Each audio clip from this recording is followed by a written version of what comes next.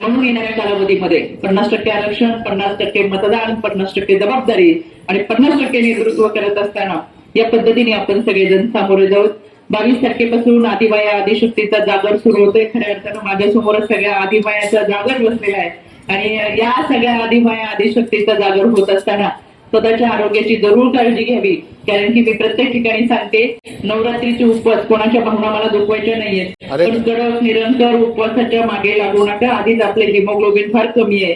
5-6च्या पुढे काही काहींचं हिमोग्लोबिन नाहीये, फार 7-8 पर्यंत भरतं. इतकी वाईट अवस्था आपल्या शरीराची असताना सुद्धा या सगळ्या गोष्टींमध्ये शरीराची हेळसांड करू नका. चांगल्या पद्धतीने आरोग्य आणि आरोग्याची जपवणूक ही आपण आपल्या महिलांच्या शरीरामध्ये केली पाहिजे.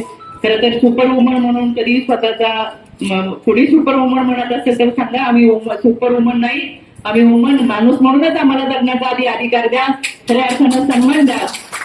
सुपर वुमनच्या नावाखाली 100 किलोचं ओझं आमच्या डोक्यावर नको. कुटुंबामध्ये प्रत्येक कामाचं विभाजन झालं पाहिजे. आम्हाला मान सन्मान मिळाला पाहिजे. तो 365 दिवसाचा केवळ 8 मार्च हा जागतिक महिला दिवस साजरा करायची वेळ देखील येऊ नये. तर खऱ्या अर्थानं 50% आरक्षणामध्ये 51% आम्हाला कोणाच्या वाटेचं नको, 50% असेल ते सन्मानपूर्वक मिळावं, हीच भावना समाजामधली आहे. आणि म्हणून खऱ्या अर्थानं महिला भगिनी म्हणून महिलांचा हा संघर्ष, महिलांची केलेली वाटचाल आणि या सगळ्या यशामध्ये तुम्हाला खरं नवरात्रीच्या मनापासूनच्या शुभेच्छा देते आणि थांबते. धन्यवाद. जय हिंद, जय महाराष्ट्र.